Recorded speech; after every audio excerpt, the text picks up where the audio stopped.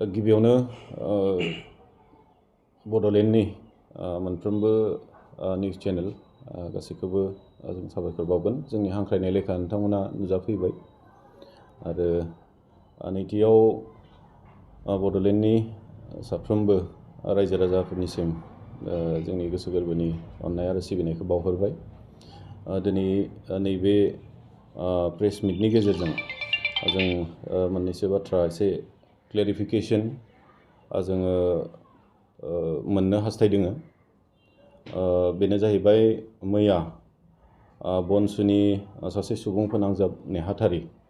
बिथां सन्जय नार्जारि बिथाङा दुलाराय बर' फरायसा आफादनि मानगिरि आफादगिरि सार मुस्रि दिपेन बर' बिथांखौ नंखाय बाथ्राखौ रिफारेन्सआव लाबोनानै जि बिटिसिनि मानगिरि बारग' चिफ हाग्रामा महिलारिजों कम्पेयार खालामनाय आरो माखासे कालार फुननायनि जि एसे सुलुन लादों बेखौ जोङो फार्स्टलि कन्डेम खालामदों आरो बिथांमोनखौ खावलायगोन बेबायदि नंखाय बाथ्राफोरखौ लानानै दुलाराय बर' फरायसा आफाद आरो दुलाराय बर' फरायसा आफादनि बिबानगिरि मानगिरि आफादगिरि बिथांमोनखौ माने कालार फुननो नाजानाय बेबायदि सोरबा पलिटिकेल हान्जानि दैदेनगिरिफोरजों कम्पेयार खालामनो नाजानायनिफ्राय गोजानाव थानांगौ बेखौ आरो बेबायदि एलिगेशन्सफोर लाबोनायफोरनिफ्राय गोजानाव थानांगौ जों बेखौ स्ट्रंलि बिथांमोनखौ दिनैनि बे प्रेस मिटनि गेजेरजों जों माने खावलायहरदों आरो सन्जय नार्जारि बिथाङा मैया जोंनि दुलाराय बर' फरायसा आफादनि मानगिरि आफादगिरि सार दिपेन बर' बिथांखौ बुंदों जे माने बड'लेण्ड मोननायनि जोंनियाव क्राइटेरिया गैया बड'लेण्ड होनो थाखाय सरकारा जेबो पलिसि गैया होननानै दिपेन बर' सार बिथाङा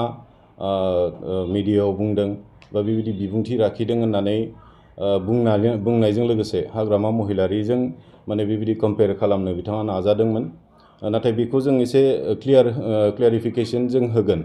जे दुलाराय बर' फरायसा आफादनि आफादगिरि मानगिरि दिपेन बर' सार बिथाङा मालाबाबो बेबायदि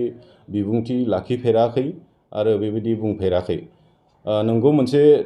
समाव मोनसे बिबुंथिनि गेजेरजों बिथाङा फोरमायदों जाय बाथ्राखौ सेन्ट्रेल गभर्नमेन्टआ बा भारत सरकारा बुंदोंमोन जे जोंनियाव सेपारेट स्टेट दानायनि क्रिएट खालामनायनि जेबो पलिसि गैया होननानै सेन्ट्रेल गभर्नमेन्टआ बुंदोंमोन बे बाथ्राखौनो माने रिपिट खालामनानै सार बिथाङा फोरमायनो नाजादोंमोन जे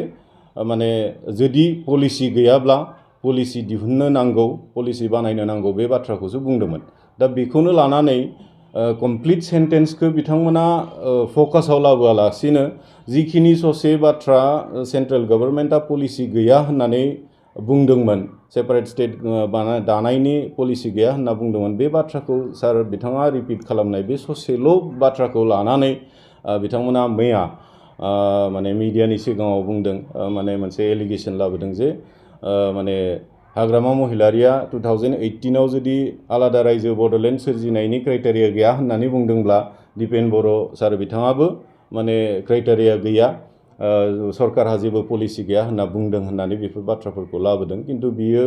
कमप्लिटलि बेसलेस बाथ्राफोरखौ माने कमप्लिट मा मिनिंजों मा बुंदों बेखौ एसे मोजाङै स्टाडि खालामनानै खोनासंनानै नायनानै लाना बाथ्राफोरखौ बुंनाया मोजां नंखाय बाखाय बबेबा ससेखौ माने दाननानै काट खालामनानै बबेबा ससेखौ आन्था पिकआप खालामना बाथ्रा बुंनानै कालार फुननायनिफ्राय गोजानाव थानांगौ